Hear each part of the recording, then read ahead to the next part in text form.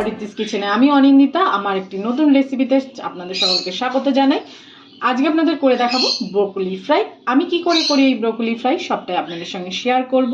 তাহলে ভিডিওটা স্কিপ করবেন না, পুরোটা দেখবেন। ভিডিও যদি ভালো লাগে অবশ্যই লাইক, কমেন্ট এবং শেয়ার করে দেবেন। আর নতুন বন্ধুরা আমার চ্যানেলটিকে সাবস্ক্রাইব করতে ভুলবেন না। পাশে থাকা বেল আইকনটি প্রেস করে অল নোটিফিকেশন অন করে দেবেন, যাতে আমার সমস্ত রান্নার ভিডিওগুলো সবার প্রথমে আপনাদের কাছে পৌঁছে যায়। আমি এখানে ব্রোকলি কেটে পরিষ্কার করে ধুয়ে নিয়েছি। চলুন এবার ব্রোকলিটাকে ভাপিয়ে নিই। ভিডিওটা আমরা এখান থেকে শুরু করছি।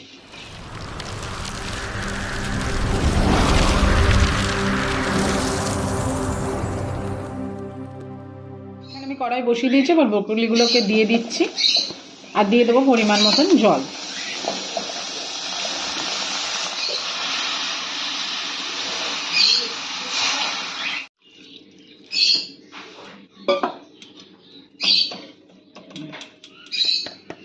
এতে দিয়ে দিচ্ছি অল্প পরিমাণে লবণ আর দিয়ে দেবো অল্প পরিমাণে হলুদের গুঁড়ো।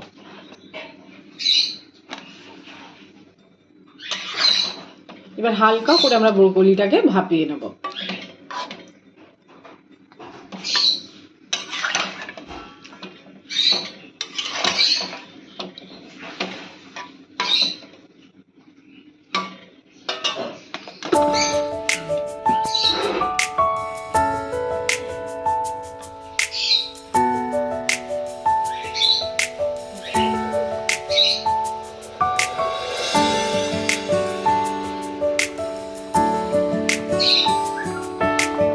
ব্রোকলিগুলোকে ভাপিয়ে নিয়েছি, এবার আমরা এটা তুলে ফেলছি।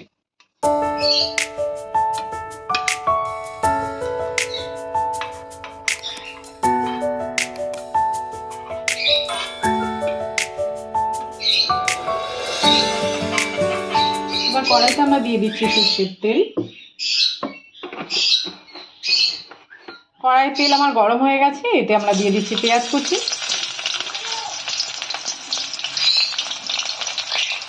আর তার সঙ্গে দিয়ে দিচ্ছি কাঁচা লঙ্কা কুচি।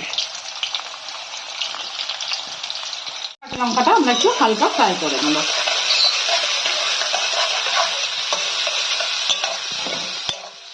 পেঁয়াজ আর কাঁচা লঙ্কাটা আমরা ফ্রাই করে নিয়েছি। এবার দিয়ে দিচ্ছি আদা। আমরা হামলদিস্তাতে আদাটাকে ক্র্যাশ করে নিয়েছি। আর দিয়ে দিচ্ছি রসুনের কিমা, আর তার সঙ্গে দিয়ে দেবো টমেটোর টুকরো।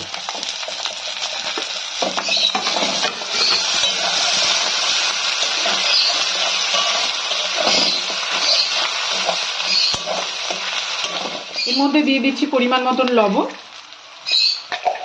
দিয়ে দিচ্ছি গোলমরিচের গুঁড়ো, দিয়ে দিচ্ছি অল্প পরিমাণে হলুদের গুঁড়ো,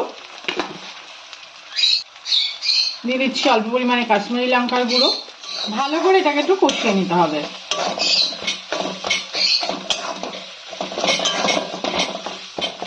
মশলাটাকে আমরা ভালো করে কষিয়ে নিয়েছি।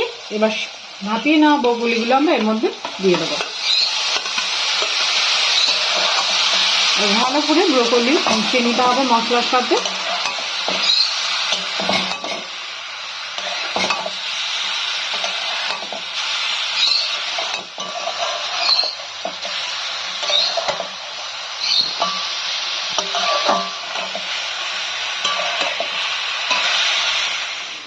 তৈরি হয়ে গেছে আমাদের ব্রোকলি ফ্রাই। এবার উপর দিয়ে আমরা ধনেপাতা ছড়িয়ে নামিয়ে ফেলবো।